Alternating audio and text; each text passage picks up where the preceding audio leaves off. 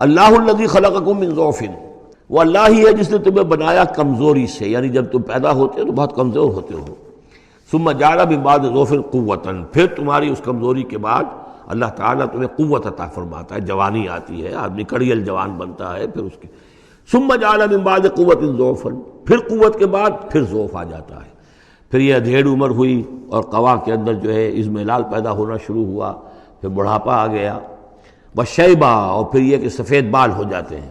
یخلق ما یشاء، اللہ تعالیٰ پیدا کرتا ہے، تخلیق فرماتا ہے جو چاہتا ہے، وہو العلیم القدیر، اور یقیناً وہ سب کچھ جاننے والا اور ہر شے پر قدرت رکھنے والا ہے۔ وَيَوْمَ تَقُومُ السَّاعَةُ يُقْسِمُ الْمُجْرِمُونَ، اور جس دن قیامت قائم ہوگی قسمیں کھائیں گے یہ مجرم، ما لبثوا غیر ساعۃ، نہیں رہے وہ سوائے ایک گھنٹے کے، ایک گھڑی کے، بس ایک گھڑی رہے دنیا میں اور یا اس عالم برزخ میں، اس سے زیادہ نہیں۔ کذالک کانوا یؤفکون، جس طرح اس وقت ان کے جو ہے ہوش ٹھکانے نہیں ہوں گے، اسی طرح وہ دنیا میں بھی اچک لیے جاتے تھے، یعنی حقیقت کو نہیں سمجھتے تھے، حقیقت کو نہ تسلیم کرتے تھے نہ مانتے تھے۔ وقال الذین اوتوا العلم، اور کہیں گے وہ لوگ کہ جن کو کہ علم حاصل تھا، جو صاحب شعور تھے، والایمان، اور جن کو ایمان حاصل تھا، لقد لبثتم فی کتاب اللہ الی یوم البعث، اے بدبختو تم رہے ہو اللہ کے حساب اور اللہ کی کتاب کے مطابق یوم بعث تک۔ یہ سارا تم ایک گھنٹہ جسے کہہ رہے ہو یہ عالم برزخ تھا، بڑا طویل برزخ کا عالم تھا۔ اب ظاہر بات ہے جو انسان آج سے 5000 پہلے مر چکا ہے، 5000 برس تو اس کے برزخ میں پہلے ہی گزر چکے ہیں، ابھی یہ کہ اور کتنا وقت آنا ہے، تو وہ کہیں گے اہل ایمان یہ تو اصل میں عالم برزخ کا وقفہ تھا۔ فہذا یوم البعث،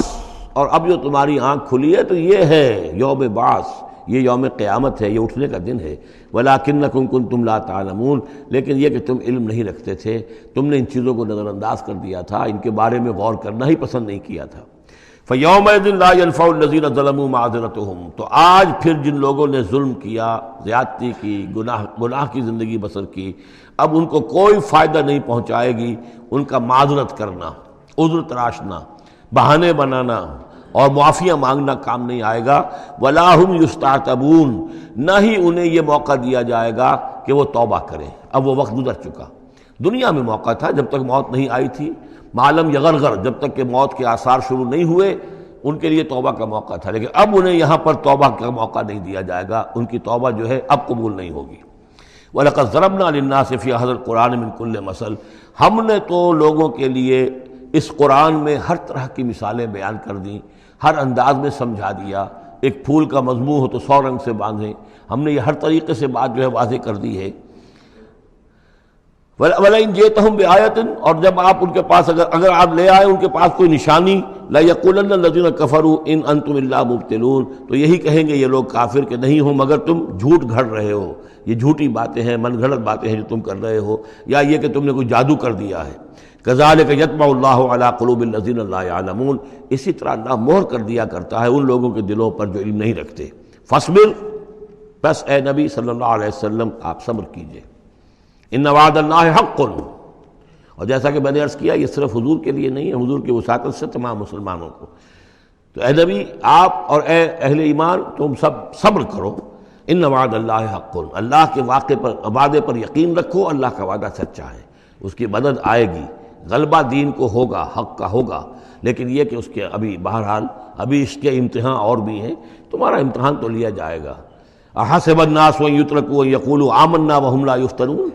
پھر سورہ بقرہ کی وہ آیت ذہن میں لائیے، وَلَنَبْلُوَنَّكُمْ بِشَيْءٍ مِّنَ الْخَوْفِ وَالْجُوعِ وَنَقْصٍ مِّنَ الْأَمْوَالِ وَالْأَنفُسِ وَالثَّمَرَاتِ،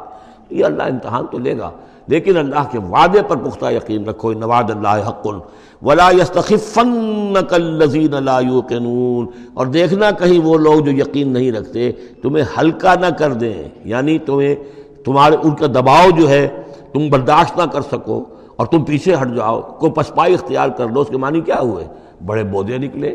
بڑے کمزور نکلے۔ دیکھنا کہیں ایسا نہ ہو کہ یہ تمہارے دشمن، یہ مشرک، یہ کافر جو دباؤ ڈال رہے ہیں، کہیں تمہارا بودا پن ظاہر ہو جائے اور وہ تمہیں ہلکا کر کے رکھ دیں۔ اس کی بجائے جمے رہو، ڈٹے رہو، کوئی ہمالیہ کی طرح کھڑے رہو، اور اللہ تعالیٰ کے دین کے لیے جو تن من دھن لگا رہے ہو اسی طریقے سے لگاتے رہو۔ بالآخر اللہ تعالیٰ تمہیں نجات دے گا، دنیا میں بھی آخرت میں بھی۔